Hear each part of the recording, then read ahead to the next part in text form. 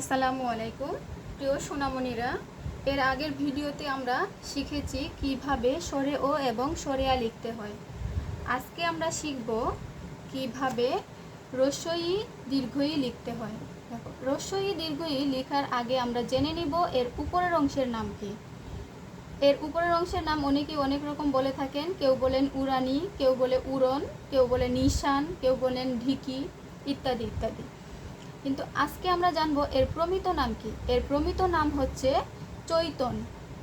তাহলে এগুলোর প্রমিত নাম কি? চৈতন। আবারও বলি, এগুলোর প্রমিত নাম হচ্ছে চৈতন। এবার চলো আমরা কিভাবে রস্বই লিখতে হয় সেটা দেখে নিই।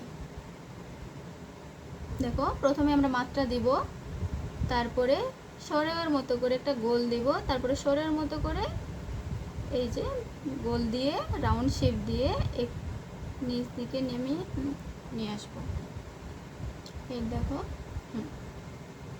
আবার দেখো, প্রথমে মাত্রা, তারপরে গোল, তারপরে এই যে বৃত্তের মতো করে, তারপরে এটা নিচে দাগের সাথে লাগাবো। এরপরে আমরা শিখব দীর্ঘই। দেখো, গোল রস্বইয়ের মতো করে এই যে দেখো এই পর্যন্ত থেমে যাব। তারপরে এখান থেকে আবার একটু উপরের দিকে বাঁকা করে নিব, তারপরে এখান থেকে একটু ঢেউয়ের মতো করে এই যে নিচের দিকে নিয়ে আসব।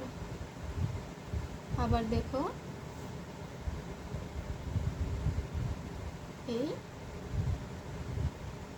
এই এই হ্যাঁ, আর তোমাদেরকে আবার বলে দিচ্ছি, এই যে উড়ানিটা আছে, মানে যেটাকে বলা হয় চৈতন, এই চৈতন কিন্তু আমরা এই যে এই গোল বরাবর দেব না, আমরা গোল থেকে একটু ডান দিকে দিব।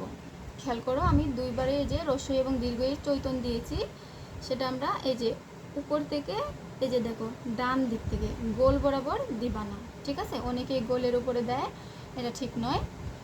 আর তোমরা সবাই পেন্সিল দিয়ে লিখবে। তোমরা এখনও ছোট, তোমাদের ভুল হতে পারে, সেই জন্য তোমরা পেন্সিল দিয়ে লিখবে। বারবার কাটাকাটি করলে কিন্তু ভালো লাগবে না, সেই জন্য তোমরা পেন্সিল দিয়ে লিখবে এবং এই পৃষ্ঠা ভরে লিখবে। আজ এই পর্যন্তই, সবাই ভালো থাকো, আল্লাহ হাফেজ।